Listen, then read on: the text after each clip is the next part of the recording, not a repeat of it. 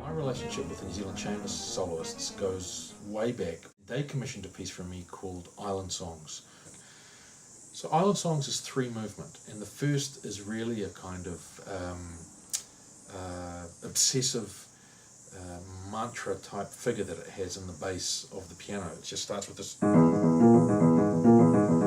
idea, and it goes all the way through the piece. The piano is always playing that, but it has a lot of energy, and it uses the clarinet, or in this case the violin, and the cello in an interesting way, which is they're almost sort of stunted. You know, they sort of play individual notes, and it feels like they don't really have their voices going.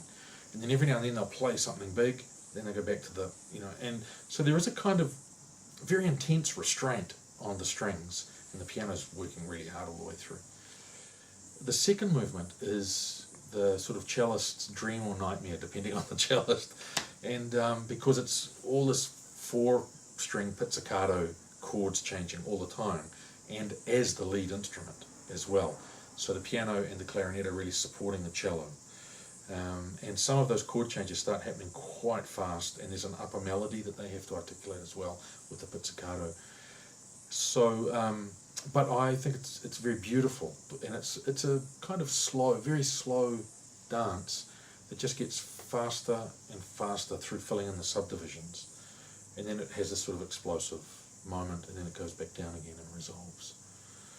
And then the final movement is very fast, based very much on a Greek style of dance and rhythm, and the clarinet version, the clarinetist at that point switches to an E-flat clarinet because it's very, very high.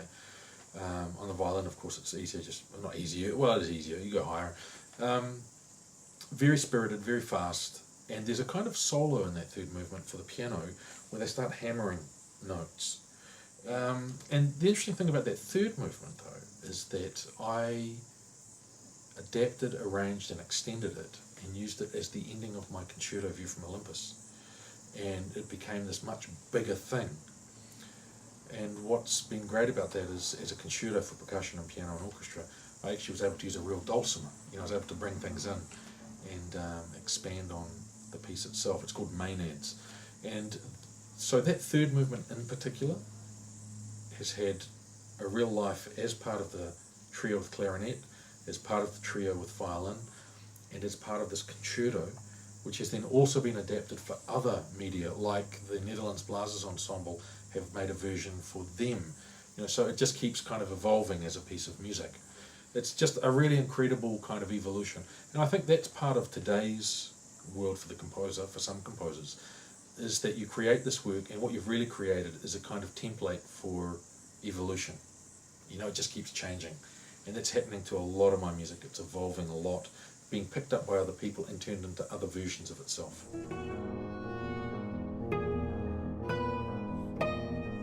What's really interesting with a group that plays your piece over and over is that there is this progression from, boy, I hope we don't get anything wrong, to, I know this piece now, I kind of own it, and what can I do with it now? How can I sort of make more out of this bit and that bit, and what can we do as an ensemble to enhance what's our take on the piece?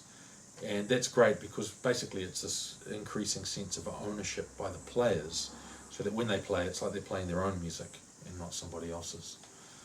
And that's one of the great things about this relationship with the chamber soloists, is that there's a number of pieces now in which it really feels like they own the music. Like now with the chamber soloists, for me it's actually more interesting to not rehearse with them and to turn up and just hear them play the music. It's fantastic to get to a place, and I know many composers who have not gotten to this place, where you can turn up at a concert confident that it's going to be great. You just walk in and you go, actually, I'm here to enjoy this. I'm not here to be completely stressed out, mentally pacing the corridor, as this is happening. I have such a lot of confidence in what's going to happen that I can actually just try and enjoy the music. And what I can do, which is the real payoff for the composer, is to be in a room with an audience and feel the audience response to the work, knowing that the audience is getting the piece as it's supposed to be.